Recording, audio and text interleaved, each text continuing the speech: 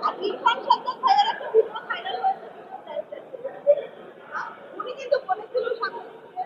আপনারা সামনে থেকে ভিডিও করুন পেছন থেকে করবেন না তো এটা আসলে আমাদের জন্য দোষটা এখন যদি মামলা করতে হয় তাহলে গণমাধ্যমের বিরুদ্ধে করুন তারপর যেন মোবাইল সাংবাদিক তাদের কথা হয়েছিল যে একটা সিনেমা কাজ করবে তারপরে কেন তারপরে তো আমি দেশের বাইরে চলে যাই তারপরে কাজ হয় এখন যেহেতু আমি দেশে রেগুলার থাকতেই তো রেগুলার কাজ মানে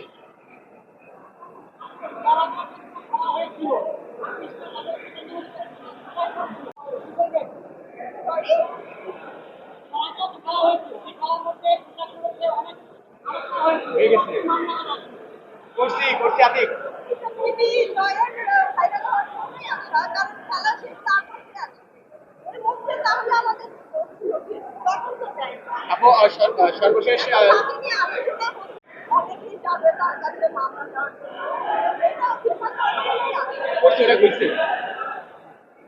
আপু একটা বিষয় জানতে চাই যে শাকিব খানের সঙ্গে আপনি কাজ করতে পারেননি ছোট পর্দা সাবিলার সেই শাকিব খানের সঙ্গে কাজ করতে আসলে এটাকে কিভাবে দেখছেন এবং সামনের দিকে কাজ করবেন কিনা আপনি